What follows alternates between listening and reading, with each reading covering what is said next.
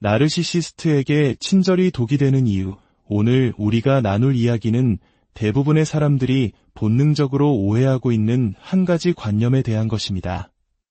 바로 친절함이 언제나 옳은 대응이라는 생각입니다. 우리는 살면서 수없이 들어왔습니다. 착하게 사는 것은 미덕이라고, 다른 쪽 뺨을 내어주는 것은 고결한 행동이라고 말이죠. 물론 합리적이고 상호 존중이 가능한 사람들 사이에서는 이 말이 진리일 것입니다. 하지만 바로 여기에 문제가 있습니다. 나르시시스트, 즉 자기애성 성격장애를 가진 사람들은 우리와는 전혀 다른 도덕적, 심리적 체계 안에서 움직입니다. 당신이 나르시시스트에게 베푸는 친절은 결코 관대한 행동으로 받아들여지지 않습니다. 그들은 그것을 당신이 복종할 준비가 되었다는 신호로 해석합니다. 그리고 그들이 일단 그 신호를 감지하고 나면 관계의 역학은 완전히, 그리고 돌이킬 수 없이 변해버립니다. 나르시시스트에게 관계란 협력의 장이 아닙니다. 그것은 철저한 서열 관계이며 지배와 복종의 게임입니다. 그들은 친밀감을 원하지 않습니다. 그들이 원하는 것은 상대를 통제할 수 있는 지렛대입니다. 그래서 당신이 친절을 베풀고 이해와 용서, 그리고 연민을 보여줄 때 그들은 속으로 이렇게 생각합니다. 좋아, 이제 제대로 길들여졌군. 이것은 결코 피해망상이 아닙니다. 냉혹한 심리학적 진실입니다. 나르시시시즘의 핵심은 보상병리에 있습니다. 그들은 극도로 불안정하고 파편화된 자아를 과대성이라는 가면으로 감추고 살아갑니다. 그리고 이 가면을 유지하기 위해서는 끊임없는 외부의 인정과 찬사가 필요합니다. 나르시시스트는 바로 그 인정을 먹고 삽니다. 그리고 당신의 친절함은 그들에게 가장 달콤하고 맛있는 먹이가 되는 것입니다. 바로 이 지점에서 상황은 위험해집니다.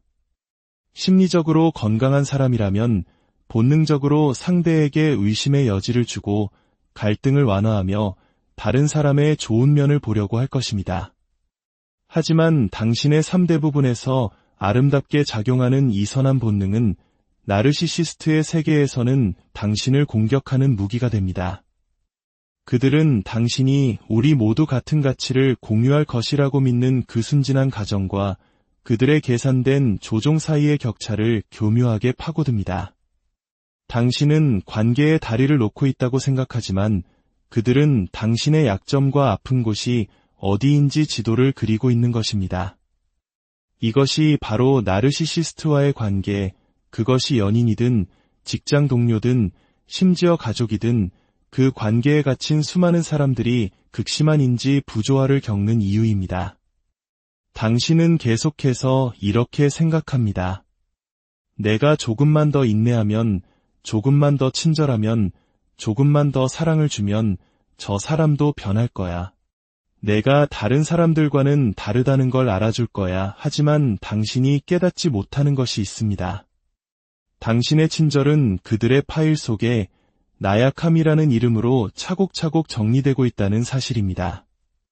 당신의 친절은 그들을 더 대담하게 만들고 그들의 행동을 정당화하며 당신이 이미 많은 것을 참아왔으니 앞으로는 더 많은 것을 참아낼 것이라고 가르칩니다. 행동심리학에는 간헐적 강화라는 개념이 있습니다.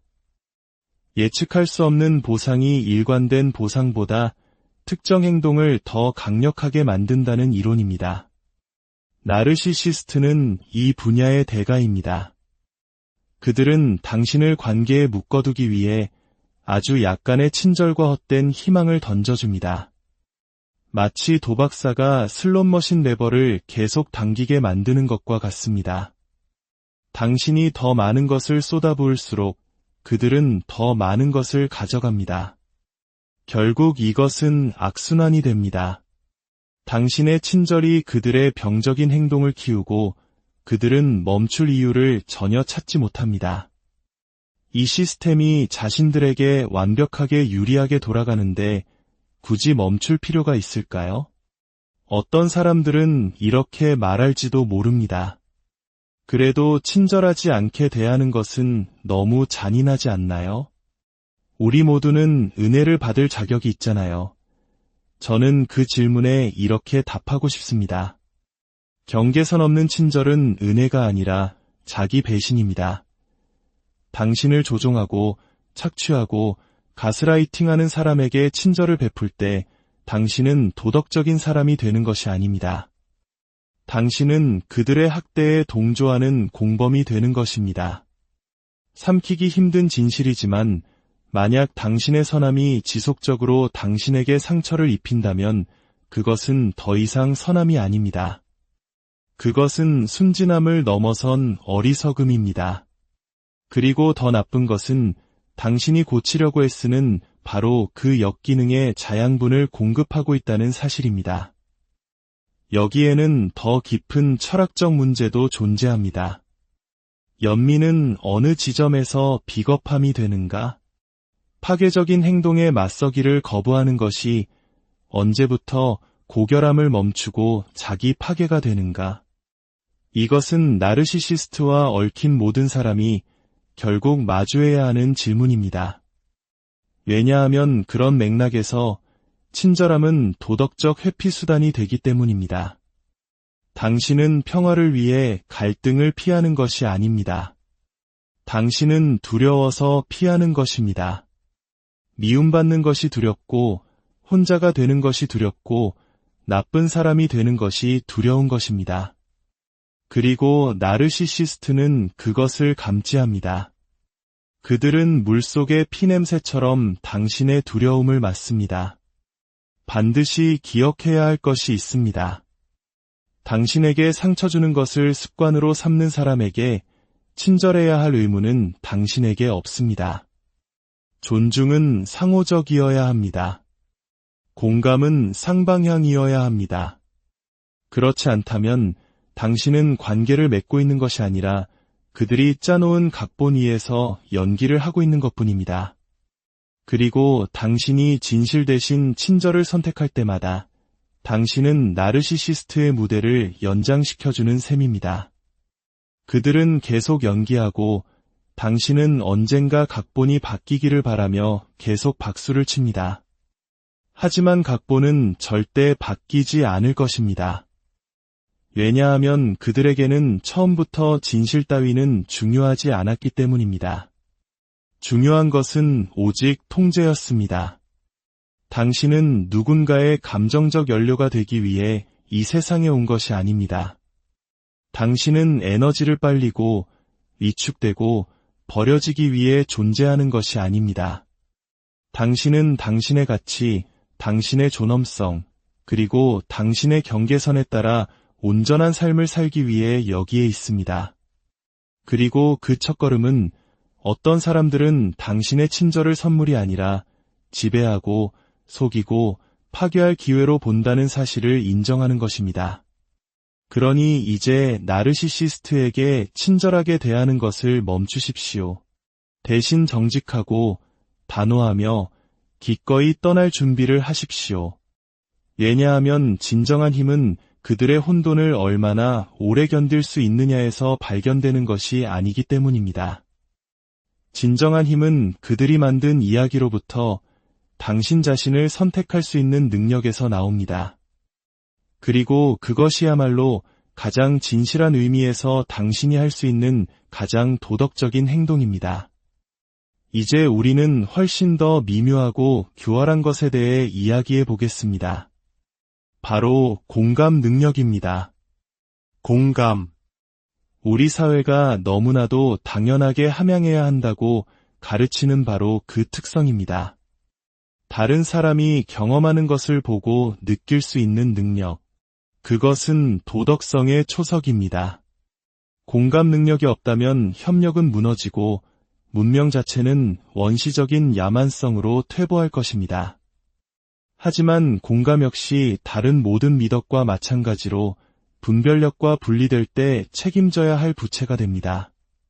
그리고 나르시시스트는 당신이 모르는 방식으로 그것을 너무나 잘 이해하고 있습니다. 대부분의 사람들은 공감 능력이 본질적으로 고귀한 특성이라고 가정합니다. 하지만 현실은 이렇습니다. 공감은 진실과 상호 책임이라는 경계 안에서 발휘될 때에만 고귀합니다. 나르시시스트는 공감을 소중히 여겨야 할 가치로 보지 않습니다. 그들은 그것을 이용하고 휘두를 수 있는 도구로 봅니다. 당신의 감정적 교감, 상대를 달래고 이해하고 관계를 회복하려는 당신의 열망은 그들에게는 약점일 뿐입니다. 그들은 인형술사가 줄을 당기듯 쉽게 당신을 조종할 것입니다. 그리고 그들은 이 일에 매우 능숙합니다.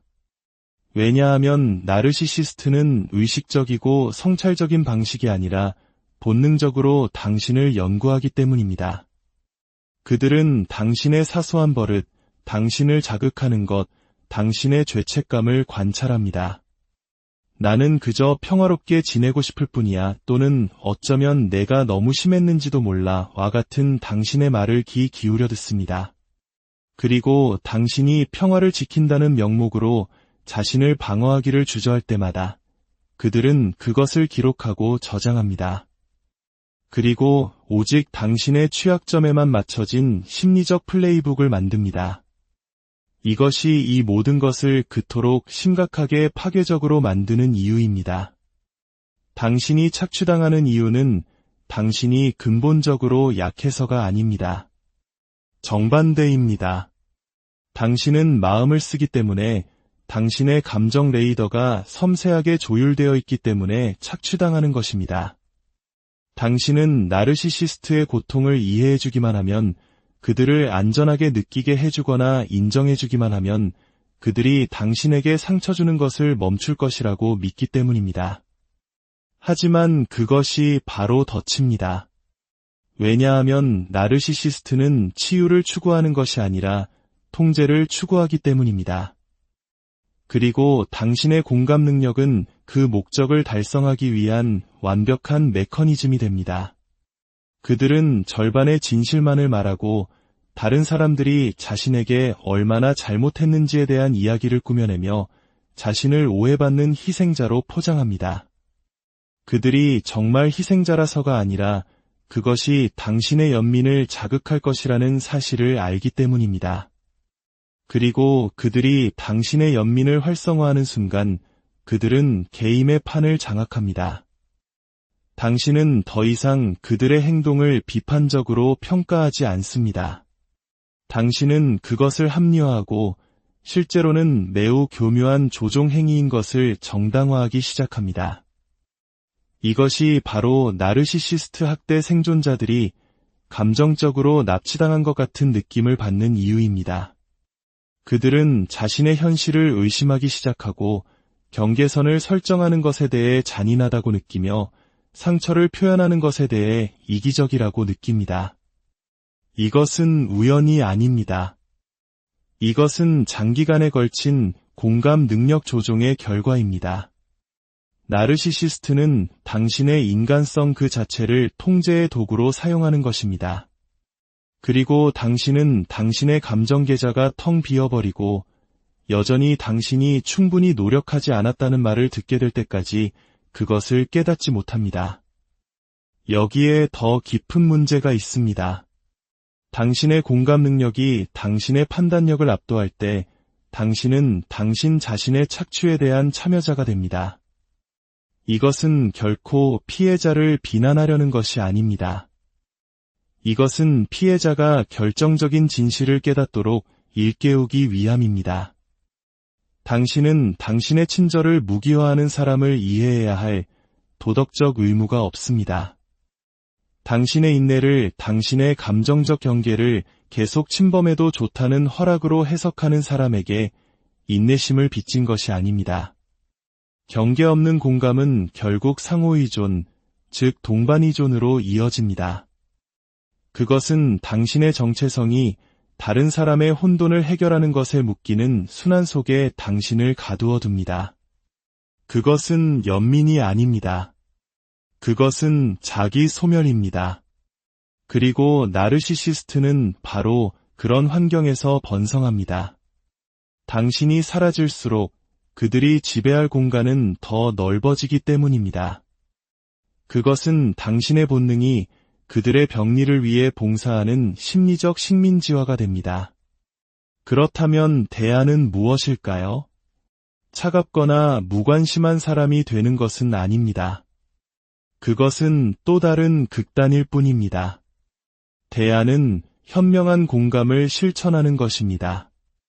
책임감이 동반된 공감, 그리고 그 방정식에 당신 자신을 포함시키는 연민입니다. 연민이나 죄책감을 통해 나르시시스트의 궤도에 끌려 들어가는 자신을 느낄 때 당신은 잠시 멈추고 이렇게 자문해야 합니다. 지금 누구의 필요가 충족되고 있는가? 이 감정적 교류는 상호적인가? 아니면 나는 다른 사람의 이야기 통제를 위해 바이올린처럼 연주되고 있는가? 당신이 맹목적인 공감에서 분별력 있는 공감으로 전환할 때 모든 것이 바뀝니다.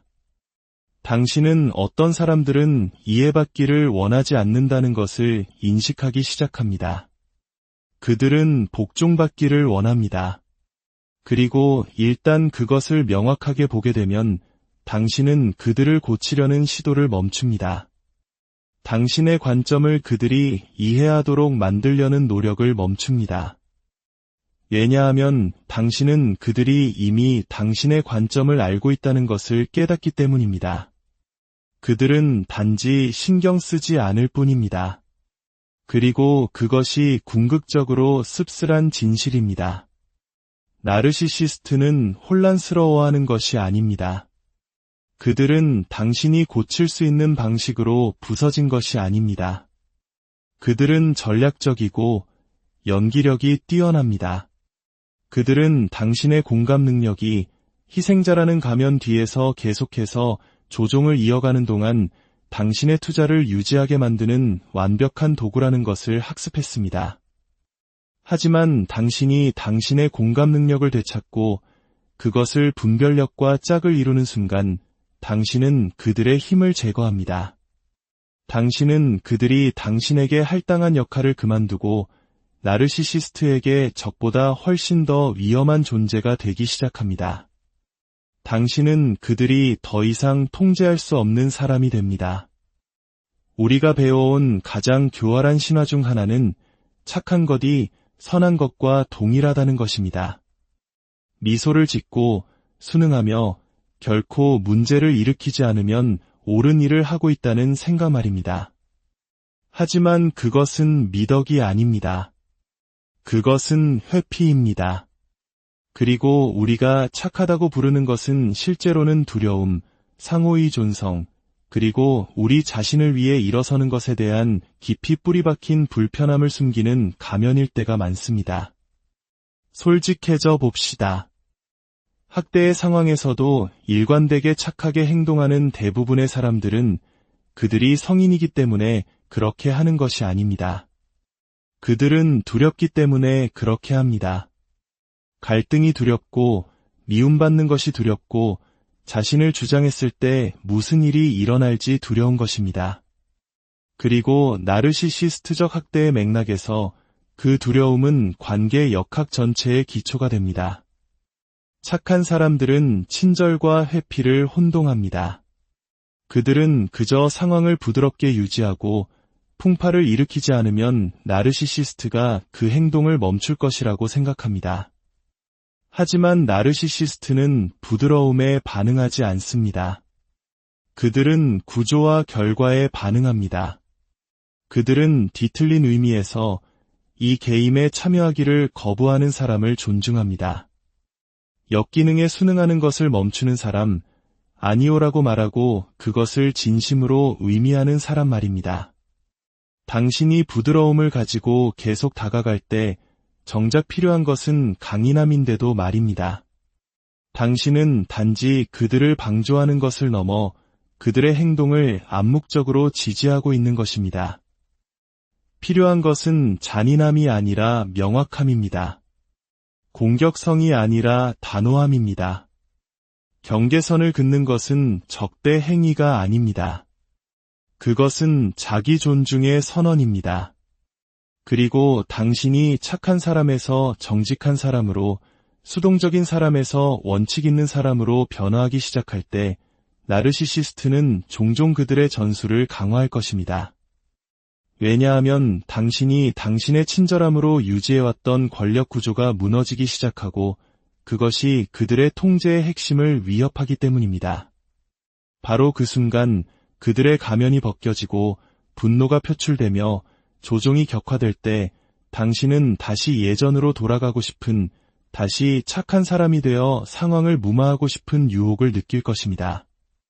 하지만 이것을 이해해야 합니다. 그 유혹은 연민이 아닙니다. 그것은 당신에게 깊이 새겨진 조건화입니다. 그리고 그것을 깨뜨릴 유일한 방법은 당신의 친절함이 결코 평화를 지켜주지 않았다는 것을 깨닫는 것입니다. 그것은 단지 전쟁을 연장시키고 있었을 뿐입니다.